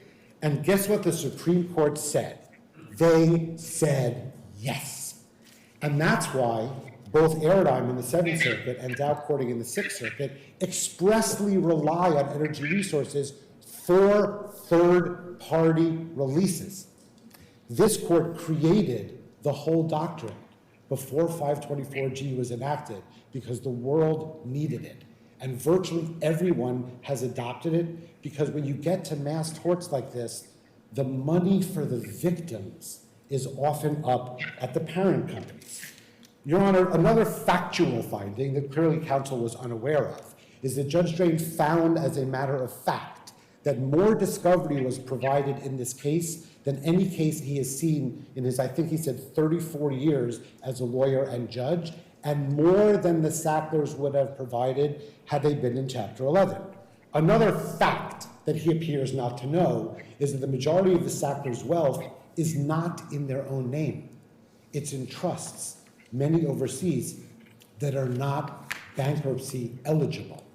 So the fantasy in their brief, which is nowhere supported by the record and is in derogation of an extensive trial with 41 witnesses, is that we got more discovery, more money, and more transparency than any other. Your Honor, Judge West, you asked several times about fraud, and I will be very upfront about it. Are claims for fraud released? Yes. That's what they're paying $5.5 to $6 billion to the joint creditors, because that was your colloquy with the PIs. It's all joint creditors. You have to be a claimant against Purdue, or your claim against the Sacklers is not released. And that's why the Canadian carve-out worked with the real representatives of Canadians' population. Because if they have claims directly against Purdue Canada... Let me ask you a question. If someone who has a claim against Purdue also has a claim because one of the Sacklers unfortunately crossed the center line and struck them, so they have it's a completely different, separate tort, but they have a claim against Purdue also. Is that claim, the personal injury claim, released? The answer, Your Honor, I think is no, and that's the point. The original use of derivative in Manville 1, and this is why it is a little bit analytically confusing, is derived from the conduct of the debtors. Our releases are tied exclusively to opioids and to the debtors. Yeah, that's the one injury theory that and to the debtor's conduct. And in fact, the idea, the fact patterns were engaged, again, counsel wasn't there at the time. There were extensive colloquies before both the bankruptcy court and the district court, ensuring a fact pattern much tougher than yours, which is... That's why Drain amended it 10.7 to say legally relevant. Exactly, Your Honor. And it already only limited opioid claims. And the example was exactly that one, which in fact, strangely enough, in Judge McMahon's prior decisions that came out exactly the other way, if you read her Kirwan decision, it cites about 140 cases and comes out the other way on every single issue. From her decision here, she went to that exact fact pattern in Kirwan and Carta and narrowed the releases, as Judge Drain did also, to be 100% sure, not only your fact pattern, Your Honor, but a closer one. What if Susie Sackler, that was Judge McMahon's phrase. I'm sorry, I couldn't hear you. What'd you say? What Judge McMahon asked in the hearing was, what if Susie Sackler sold Oxy to her roommate out of her dorm room? Is the mere fact that it's Oxy, so you could say it's Purdue? Answer, not within the ambit of the releases, because it doesn't involve the debtor's conduct, and it's not a legally relevant cause. You know, just a couple of final points, because the U.S. trustee said so many things that are troubling. Judge Lee, in response to your question about the rule of construction, I'm not sure where the gloss on the rule of construction came from, but it is totally clear on its face that it forbids exactly the 524G analysis. If you look at the Supreme Court decision in Verizon, the Supreme Court literally said, I want to find X. It's clearly the right answer under the statute, but the rule of construction there, which was identically worded, bars me. Here, there's no reason to want to find anything they're asking for, because it will result in the death and suffering of thousands of people and the destruction of a plan that every creditor in this case worked for years to build to ensure a life-saving outcome. Your Honor, just one final thing, if I may. We also heard some testimony about the fact that he doesn't believe or is not sure that the claims are intertwined. Not one, but two judges already found that to be untrue. Judge McMahon's prior decision in Dunaway, which was about the preliminary injunction, expressly addressed this. Judge McMahon's decision below on appeal expressly found the claims congruent, her words, and totally intertwined. And Judge Drain surveyed the complaints and actually found as a matter of fact that the claims were intertwined and inseparable. And Your Honors, that's the whole point. It's not only that we would lose billions of claims against the Sacklers in this fire tornado of thousands of litigations where we're competing against our own creditors for years to recover from the Sacklers. It's not only that the 24 intercreditor deals that obviated years of fighting among creditors about who is entitled to what. It's not only that our insurance, which now is 100% ours, to get and give to innocent victims and save lives, would instead be in a war with the Sacklers, who have dozens of entities that are beneficiaries. It's actually the estate itself, even the companies, couldn't survive the firestorm. And so the debtor's conduct is always at the core. The debtor's very reorganization is at the core. Judge Newman asked counsel, what is the alternative? The answer was an appellate lawyer saying, you know, like maybe we could all litigate for a long time and it would be a better outcome. There is a trial about this. They are not an economic party. They don't die if they don't get funds for abatement and remediation, but the clients of everyone else in this courtroom is at risk of doing exactly that. 4 years of my life have been devoted to doing the best I can for the victims of Purdue to get them the most money for abatement and victims to save lives. The notion that we should gamble that an alternative that 2 estate fiduciaries and 11 groups spent years exploring every pathway because they think it sort of might violate their vision of a gestalt of the code because they have some generic cases that say normally bankruptcy is about the debtor is an insult to 34 years of Second Circuit precedent as well as the victims in this case. Okay. Your Honor, I think I will leave it at that unless the panel has questions. Thank you, Mr. Huebner. I believe there's still one appellant who's not argued yet.